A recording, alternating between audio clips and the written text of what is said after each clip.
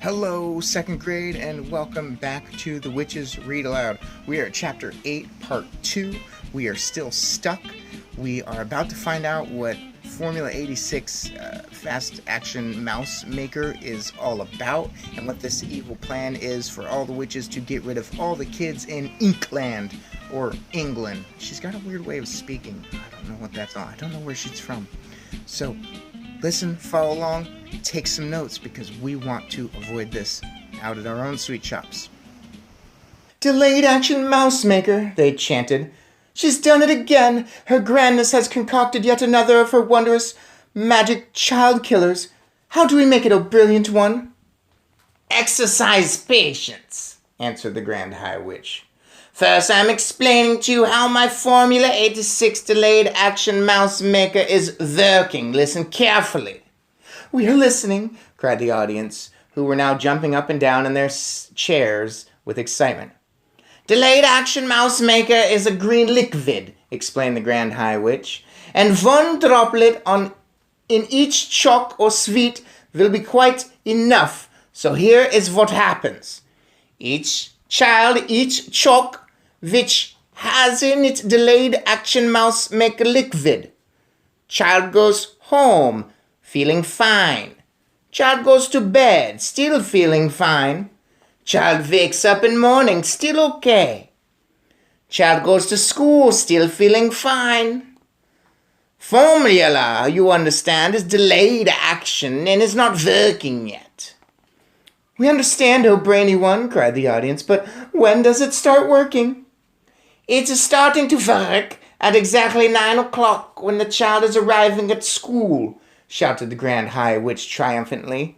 Child arrives at school, delayed action mouse maker immediately starts to work. Child starts to shrink. Child is starting to grow fur. Child is starting to grow tail.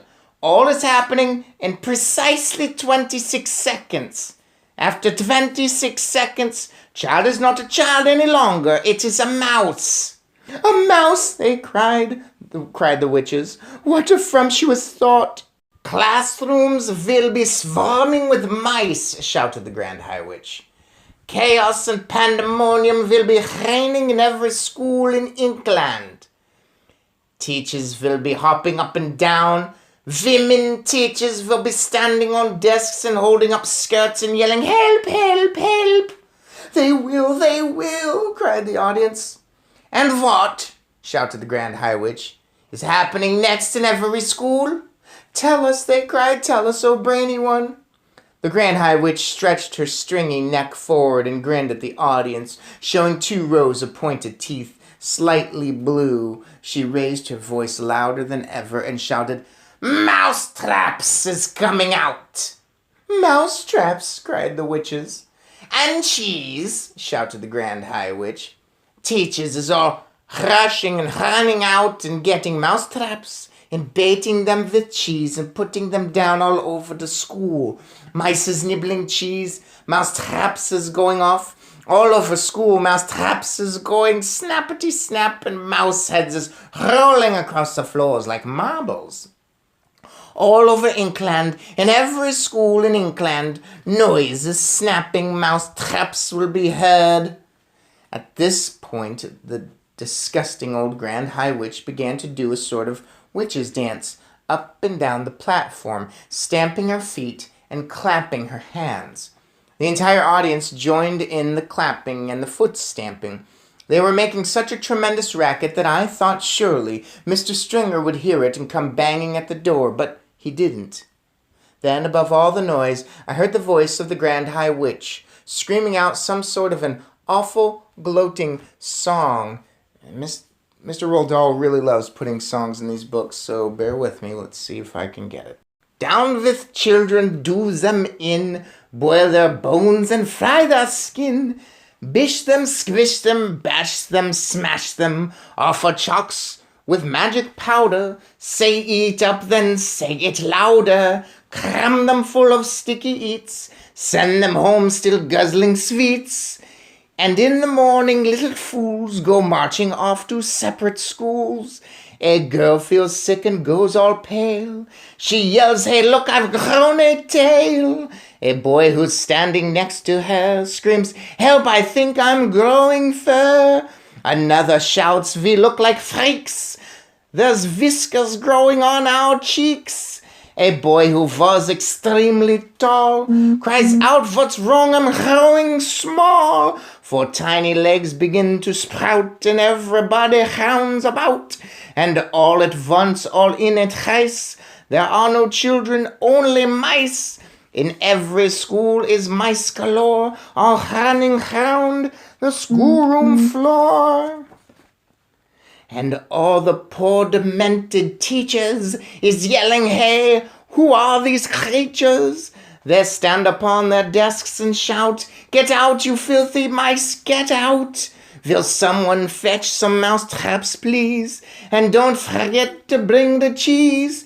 Now mouse traps come, and every rap goes snippy snip and snappy snap.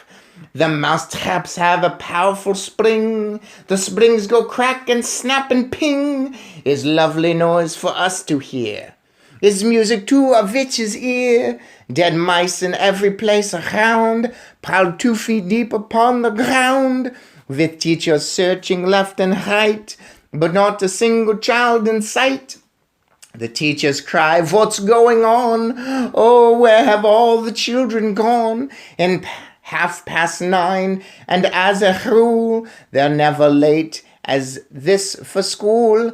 Poor teachers don't know what to do. Some sit and read, and just a few amuse themselves throughout the day by sweeping all the mice away.